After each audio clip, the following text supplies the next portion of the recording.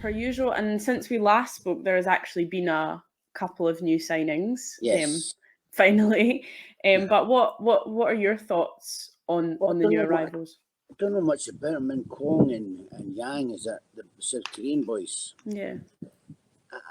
I've got a feeling that may have been the pipeline. And Brendan's okay. That I would imagine the boy, I don't know how to pronounce it, Noruski. Yeah. Is that how you Noruski? I think, yeah, it's something like that. Well, I think he might be Brendan's. I'm not sure, but I think he's the kind of player that Brendan likes. So I'm delighted that they brought him in. We didn't have to rush. I'd have liked him to be abroad with the boys and get good blending. But I think there's still a few weeks. There's a testimonial coming up to James Forrest, so they'll show their face there. It's great, and it'll be a full house. Tuesday, I think it's in it next Tuesday.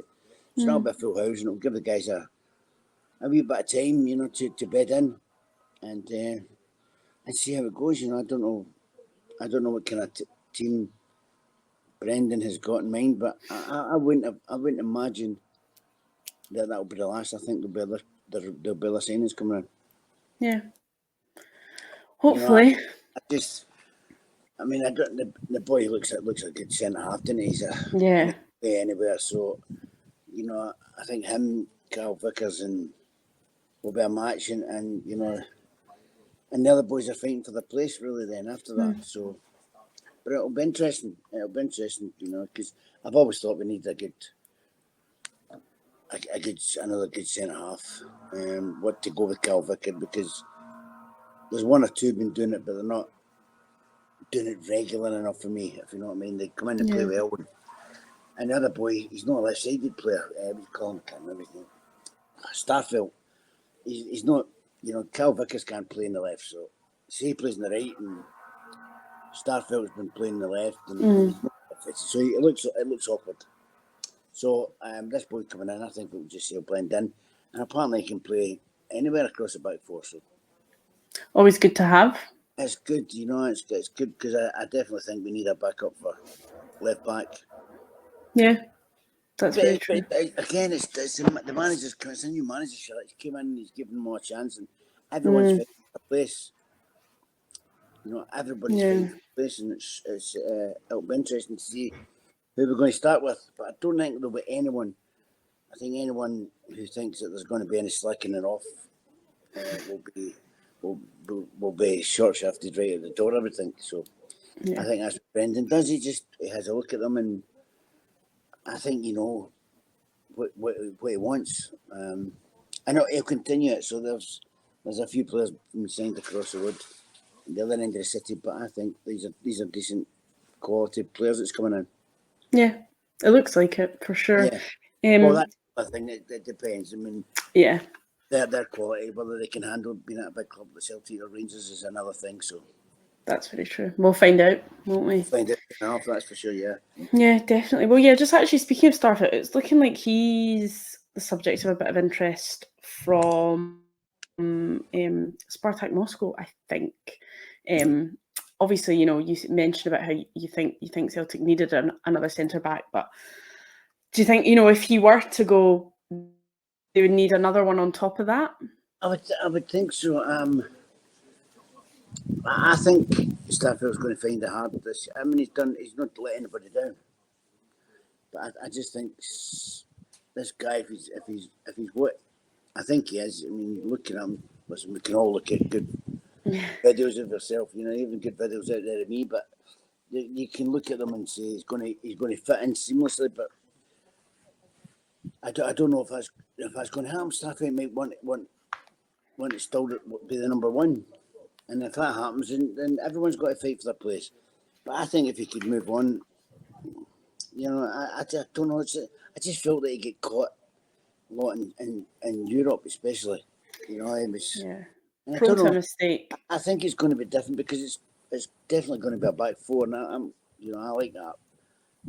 I know what the last manager says. Don't care about defending, but Brendan wants to defend. He wants to do well in Europe, and I think we've got enough going forward, middle to back, middle to front. I think we've got more than enough to score goals. So if we can keep them out and Brendan can sort that defence out and keep the goals to a minimum, then we've got a chance to have a wee run in Europe. Maybe not the Champions League, but get to the group stages, which we're in, and get by. And if we get second or third, get into Europa, as long as we're still in Europe after Christmas, I think we've done well.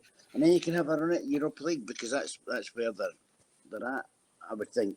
Yeah. Depends on these players. These players might be superstars, and we could be a little bit further on than what we think. So I've not seen them, so I can't comment on that. But they seem to be the real deal, the ones that's coming in. Yeah. I know it's not long until the season starts as well. So no, it's not, and it's what, 2 weeks, 3 weeks, 2 weeks. Yeah, I think not even as much as that. I think it's 2 weeks on Saturday. I think. Yeah. It's not the 5th, is it? It's not. No, I think it is the 5th. I think Is the it first 5th? game's on the 5th. Yeah. Oh well, it's a week on Saturday. There you go. It's just sprung upon us. Too much beer out here. Yeah, it's coming up. I thought, yeah. You've clearly forgotten what day it is. I know. We're on holiday time. I know. It's good for me. I've never drunk so much water in all my life, but it's, there you go. It's ideal. Beer, but, yeah, it doesn't match. Yeah. So it's a week on Saturday then. Yeah, not Ross County in it, so that'll be interesting. I think I don't know how many games they've got. I've not obviously been over here, but they've got game on Tuesday. Have they got any more games? I don't think any more games. I think there's maybe one. Yeah, okay. I don't know. But I'm not entirely. I think there's actually one today. I think there might be one today. Oh, is there? Right, I think. You know what? I actually can't remember. It's so hard to keep track. I know. But I don't. It's like I don't really keep in touch with pre-season games. It's they are just for your fitness, and basically that's it. So yeah, we shall see. But yeah, I'm looking forward to it Saturday, and that'll be interesting.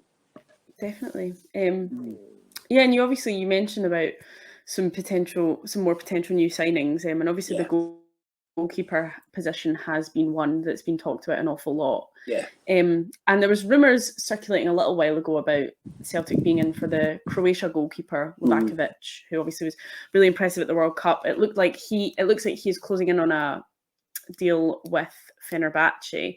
Right. But there's rumours coming out yesterday that Celtic are going to try and hijack that deal, potentially offering a bigger package than Fenerbahce were going to offer. But would you be surprised if Celtic were to attempt to hijack a deal like that? No. I think they're in that kind of market now. Yeah. That's where Celtic are. They can go and match Fenerbahce without any problem. I think the guy will be a lot safer in coming to Celtic than going to Fenerbahce. You hear all the stories about over there. None against the club, but whether they get the right payments or not. I don't know the situation for over there, but I would say Celtic would be a club for anyone of that stature. I mean, as you say, he was different class in the World Cup, and it would be a great thing for him and Joe Hart to have a fight about, and that would be wonderful for the football club. I don't think Bain or any of the rest of them can challenge Joe Hart, and Joe's getting on, and I think if this boy come in, and it'll be Joe that will be fighting. This boy, because from what we've seen in pre-season, there's a lot of cock-ups with the goalkeeper. So Brendan will be happy with that. Trust me, he's a perfectionist, so he'll want. I know it's for to get your fitness, but mistakes at the back like that, if you let them in easy, they can start creeping into your game. So he'll be wanting to step that out. And if he can get the goalkeeper, then fine, because he's a wonderful talent.